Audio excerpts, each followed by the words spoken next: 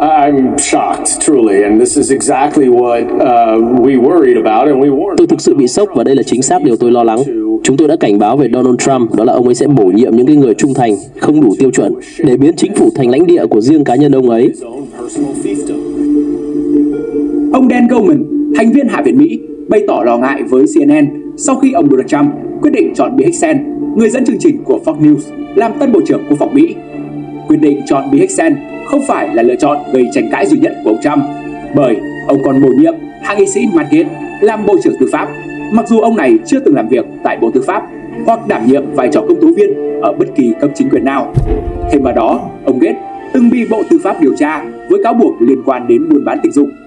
Bà Lisa Murkowski, thượng nghị sĩ, chia sẻ với MSNBC rằng tôi không nghĩ đây là một đề cử nghiêm túc cho vị trí Bộ trưởng Tư pháp. Chúng ta cần một Bộ trưởng thực sự và tôi mong chờ cơ hội để đưa ra lựa chọn một cách nghiêm túc. Người này không có trong danh sách đề cử của tôi đâu. Tuy nhiên, gây chú ý nhiều nhất chắc chắn là việc ông Trump bổ nhiệm tỷ phú Elon Musk vào vị trí đồng lãnh đạo của một cơ quan mới gọi là Bộ Hiệu suất Chính phủ, dự kiến được thành lập khi ông trở lại Nhà Trắng. Chỉ chưa đầy một tuần sau khi kết quả bầu cử được công bố, ông Donald Trump đã khởi động quá trình xây dựng nội các cho nhiệm kỳ sắp tới. Hàng loạt quyết định của ông nhanh chóng gây ra tranh luận, thu hút sự chú ý mạnh mẽ từ công chúng. Theo The Hill, ông Trump phải đề cử lãnh đạo cho 15 cơ quan chính phủ cùng nhiều vị trí hành chính cấp cao khác. Đồng thời, ông cũng phải lựa chọn các nhân sự chủ chốt cho đội ngũ cấp cao. Ban biên tập của The New York Times gọi những lựa chọn của ông Trump là không phù hợp và vô trách nhiệm. Còn Reuters cho rằng ông Trump đang chọn những người trung thành và ít kinh nghiệm. Vậy, đằng sau những quyết định này là gì? Quý vị đang nghe VN Express hôm nay. Thứ nhất, vì sao ông Trump lại tìm những người trung thành nhưng lại ít kinh nghiệm?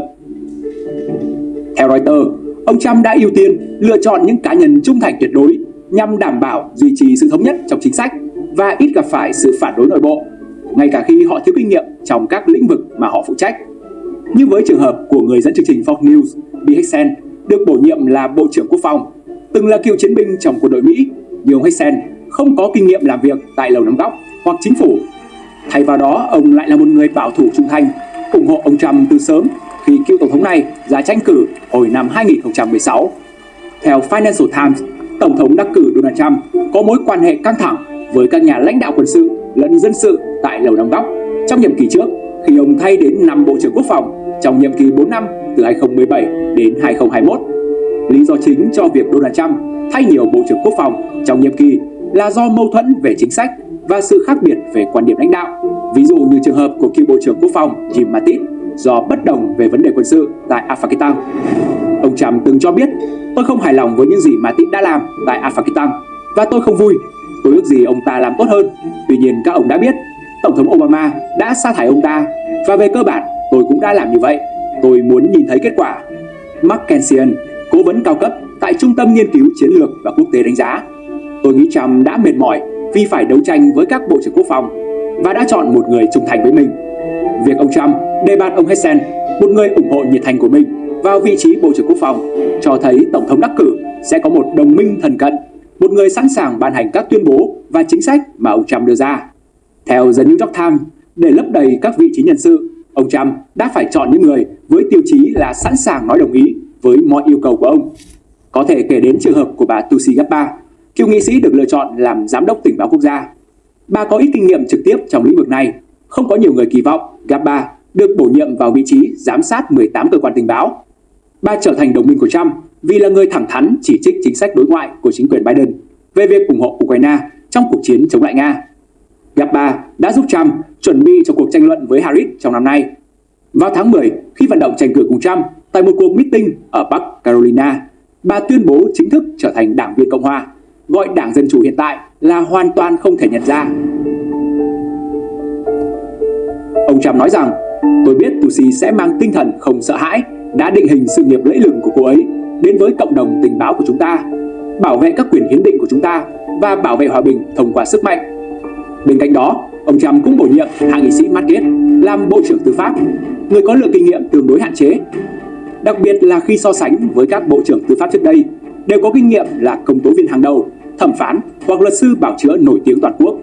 Lý giải cho sự lựa chọn này, theo CNN, ông Trump tuyên bố muốn phá bỏ hệ thống tư pháp, gỡ bỏ các hạn chế pháp lý và biện pháp bảo vệ truyền thống, chống lại sự can thiệp chính trị.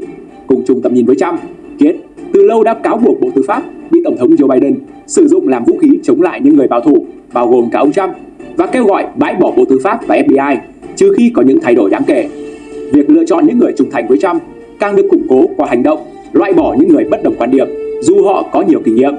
Trump tuyên bố rằng Michael Pompeo, cựu ngoại trưởng đã chỉ trích ông và các chính sách của ông trong nhiều năm, và Nikki Haley, cựu đại sứ Liên Hợp Quốc, từng thách thức Trump trong cuộc bầu cử sơ bộ của Đảng Cộng hòa, sẽ không tham gia vào nội các thứ hai nếu ông tái đắc cử. Bà Nikki Haley và ông Michael Pompeo đều giữ các chức vụ quan trọng trong chính quyền Trump từ đầu năm 2017 đến đầu năm 2021. Việc loại trừ Haley và Pompeo cũng có thể được xem là một quyết định nhằm loại bỏ những cá nhân đã ủng hộ sự hỗ trợ của Mỹ cho Ukraine. Hay như việc lựa chọn thống đốc Nam Dakota Kristi Noem làm Bộ trưởng An ninh Nội địa. Bà này không có bất kỳ thành tích trực tiếp nào cho việc giữ an toàn cho đất nước, chống khủng bố, an ninh mạng hay đảm bảo an toàn cho biên giới, nhưng bà đã dành nhiều năm tôn vinh ông Trump trên truyền hình trong phong trào Make America Great Again, khiến nước Mỹ vĩ đại trở lại. Tiến sĩ Ian Lesser, thành viên danh dự tại German Marshall Fund, một tổ chức nghiên cứu nổi tiếng, đánh giá rõ ràng đây là những lựa chọn về lòng trung thành ở nhiều khía cạnh, và điều đó không có gì bất thường. Có những chính sách chi phối những lựa chọn này, nhưng lòng trung thành dường như quan trọng hơn kinh nghiệm chuyên môn trong một số trường hợp. Theo The New York Times, với 3 vị trí cấp cao nhất và quan trọng nhất của quốc gia, ông Trump bổ nhiệm những người trung thành mà không có trình độ rõ ràng cho công việc của họ, những người rõ ràng không phù hợp với các vị trí lãnh đạo quan trọng trong cơ quan thực thi pháp luật và an ninh quốc gia.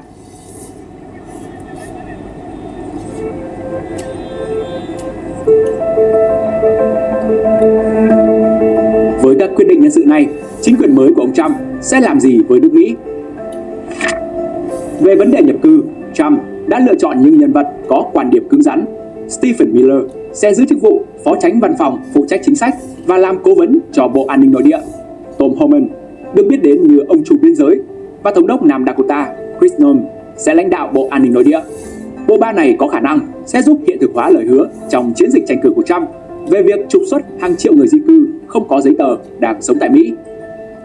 Trong danh sách các nhân sự được ông Trump bổ nhiệm và đề cử cho các vị trí chủ chốt, còn 2 cái tên đáng chú ý là thượng nghị sĩ Marco Rubio, ứng cử viên cho vị trí ngoại trưởng, và hạ nghị sĩ Mike Waltz, ứng cử viên cho vị trí cố vấn an ninh quốc gia. Sự lựa chọn Rubio và Waltz phản ánh định hướng rõ nét trong chính sách đối ngoại của chính quyền mới. Cả hai đều nổi tiếng với lập trường cứng rắn, đặc biệt là các vấn đề liên quan đến Trung Quốc và Nga. Waltz từng cảnh báo rằng Mỹ đang phải đối mặt với một cuộc chiến tranh lạnh mới với Trung Quốc, trong khi Rubio đã bị Trung Quốc đưa vào danh sách trừng phạt như một động thái đáp trả. Thêm vào đó, Elise Stefanik, người được đề cử làm đại sứ Mỹ tại Liên Hợp Quốc, cũng thường xuyên chỉ trích Trung Quốc về hành vi can thiệp vào bầu cử Mỹ. Theo BBC, quan hệ Mỹ-Trung thường xuyên gặp trắc trở trong nhiệm kỳ của Trump giữa bối cảnh tranh chấp thương mại và đại dịch Covid. Chính quyền Biden vốn vẫn giữ nguyên nhiều mức thuế quan của Trump đối với Trung Quốc và áp đặt một số mức thuế mới, nhưng không tạo ra căng thẳng như trước. Giờ đây, có vẻ như chính quyền Trump sẽ tiếp tục các biện pháp cứng rắn. Với các điểm nóng như Trung Đông và Ukraine, Waltz và Rubio có lập trường gần với các quan điểm truyền thống của Đảng Cộng hòa, ủng hộ mạnh mẽ Israel và yêu cầu châu Âu đảm nhận vai trò chính trong việc hỗ trợ Ukraine. Waltz từng phản đối nỗ lực của chính quyền Biden trong việc hòa giải ngừng bắn giữa Israel với Hamas và Hezbollah. Cả Waltz và Rubio đều đồng tình với tuyên bố của Trump rằng Mỹ cần tập trung vào các vấn đề nội bộ, trong khi châu Âu phải tăng cường hỗ trợ cho Ukraine. Vậy, còn việc thành lập Bộ Hiệu suất Chính phủ do tỷ phú Elon Musk đứng đầu có ý nghĩa gì?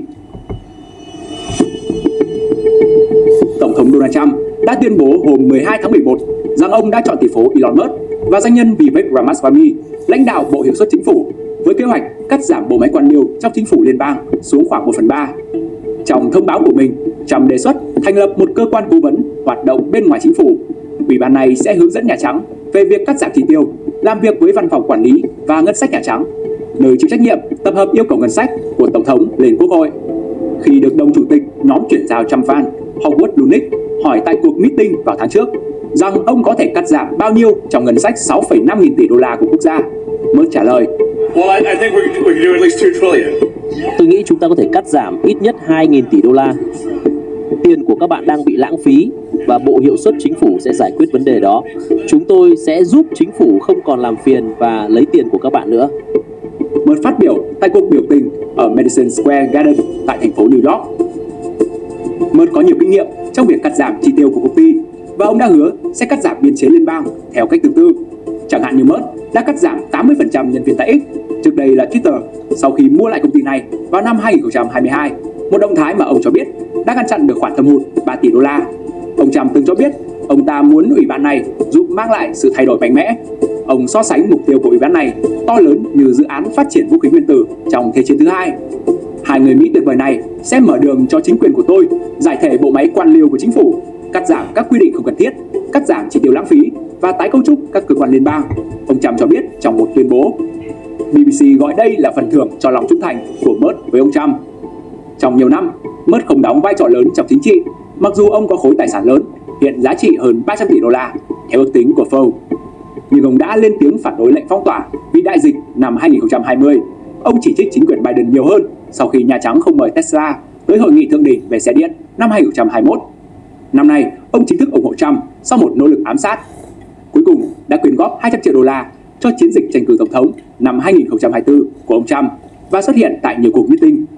Christopher Phelps, giáo sư về lịch sử chính trị hiện đại của Mỹ, mô tả mối quan hệ giữa Mert với Trump là mang tính giao dịch, đồng thời nói thêm rằng vai trò mới mang lại cho Mert rất nhiều ảnh hưởng mang tính biểu tượng và có thể là ảnh hưởng để hoàn thành những việc quan trọng nhất đối với ông ấy.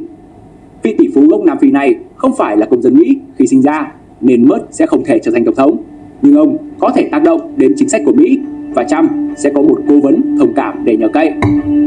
Thomas Gibbs, giáo sư khoa học chính trị và giám đốc Trung tâm Chính trị Mỹ tại University College London cho biết Trump đang tìm cách vây quanh mình bằng những người trung thành trong chính quyền mới và không có ai trung thành hơn Mert kể từ khi ông tuyên bố ủng hộ Trump. Mert không chỉ ủng hộ Trump về mặt cá nhân và tài chính trong suốt chiến dịch, mà còn trở thành cố vấn đáng tin cậy về nhiều chủ đề đa dạng từ chính sách công nghệ đến chiến tranh ở Ukraine. Dấu hiệu ban đầu về ảnh hưởng mà doanh nhân công nghệ này có thể được đền đáp nhờ lòng trung thành của mình, đó là Mert đã tham gia cuộc gọi giữa Trump và Tổng thống Ukraine Volodymyr Zelensky sau cuộc bầu cử. Cuộc chiến ở Ukraine sẽ là mối quan tâm chính về chính sách đối ngoại khi Trump nhậm chức. Điều đó thực sự khá phi thường. Alex Watson, giáo sư chính trị Mỹ tại Đại học Leicester City cho biết, thông thường ngay cả những nhà tài trợ lớn nhất cũng không có được quyền tiếp cận như vậy.